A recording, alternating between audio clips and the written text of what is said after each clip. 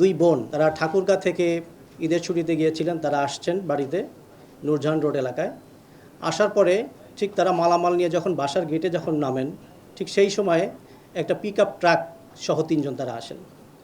এসে তাদেরকে চাপাতি দিয়ে ভয়ভীতি দেখিয়ে তাদের কাছ থেকে একটা ট্রলি ব্যাগ, একটা হ্যান্ডব্যাগ সহ আর একটা ব্যাগ, হাত ব্যাগ ছিল যেটা, সেটা তারা তাদেরকে ভয়ভীতি দিয়ে ছিনতাই করে নিয়ে চলে যায়।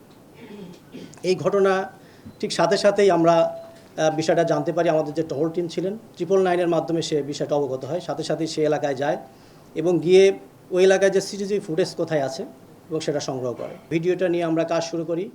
ইতিমধ্যেই ওই ঘটনার যে ভিকটিম ছিলেন একজন বোন হচ্ছেন, তিনি হচ্ছে ব্যাংকার। তিনি বাদী হয়ে গত 1 তারিখে আমাদের একটা মামলা প্রদান করেন।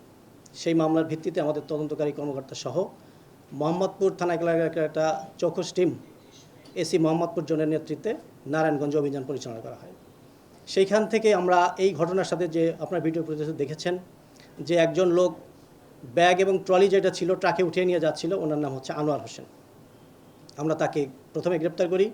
গ্রেপ্তার করার পরে তার দেয়া তথ্যের ভিত্তিতে নারায়ণগঞ্জের বন্দর থানা এলাকায় বিভিন্ন জায়গায় অভিযান পরিচালনা করে ওই ছিনতাইয়ের ঘটনায় যে ব্যাগ ছিল, এরপরে হচ্ছে ছিনতাই আপনারা দেখেছেন যে ট্রাক ছিল একটা, এই ট্রাক এবং যে চাপাতি যে ভয় বিভীতি দেখিয়ে তাদেরকে যে অপহরণ করা হয়েছিল, যে জিনিসপত্র নেওয়া হয়েছিল, আমরা সেটা উদ্ধার করি। উদ্ধার করে আমরা নিয়ে আসি এবং পাশাপাশি RAF 11 তাদের সহায়তায় আমাদের যে আরেকজন আসামি ছিল জুয়েল, তাকেও আমরা হাতে পেয়ে যাই। এই দুজনকে নিয়ে আমরা মোটামুটি অভিযান পরিচালনা করি। এই দুজনের মধ্যে হচ্ছে আপনারা দেখেছেন চাপাতি হাতে একজন ছিল, ওনার নাম হচ্ছে জুয়েল। আর ট্রলি ব্যাগ যে ট্রাকে উঠালেন উনি ছিল আনোয়ার। আমরা দুজনকে অ্যারেস্ট করেছি। আর এর সাথে আমাদের এখন পর্যন্ত যে পাচ্ছে মাস্টার মাইন্ড হিসেবে একজন, আমি তদন্তের স্বার্থে তার নাম এখানে বলছি না, আমরা তাকেও আইডেন্টিফাই করেছি, আমরা তাকেও অ্যারেস্ট করতে সক্ষম হব। আর লুণ্ঠিত যে তার কাছ থেকে যে মালামাল নিয়েছিল, এই ট্রলি ব্যাগ একটা ছিল আপনারা দেখেছেন। ট্রলি ব্যাগ যেটা, এটা আমরা উদ্ধার করতে পারিনি।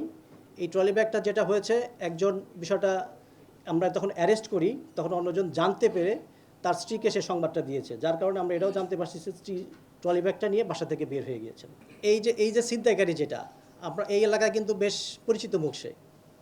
আমরা কিন্তু এই ভিডিও নিয়ে এবং তার পিসিপিআর যেটা আছে এটা নিয়ে আমরা যাচাই বাছাই করতে যখন শুরু করলাম, তখন আমরা বিভিন্ন সোর্সের মধ্যে জানতে পারলাম যে সে আর এই এলাকায় থাকে না।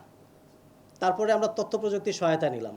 সহায়তা নিয়ে আমরা দেখতে পারলাম যে সে বেশ কিছুদিন যাবতই এই লোকটা সে নারায়ণগঞ্জ বন্দর থানা এলাকায় সে বাসা ভাড়া নিয়ে বসবাস করছে। পরবর্তীতে আমরা গোপনে আরও অনুসন্ধান করলাম। পরবর্তীতে গোপন সংবাদের ভিত্তিতে আমরা ওই থানা এলাকায় আমরা অভিযান পরিচালনা করলাম, করে আমরা এই আনোয়ারকে অ্যারেস্ট করলাম।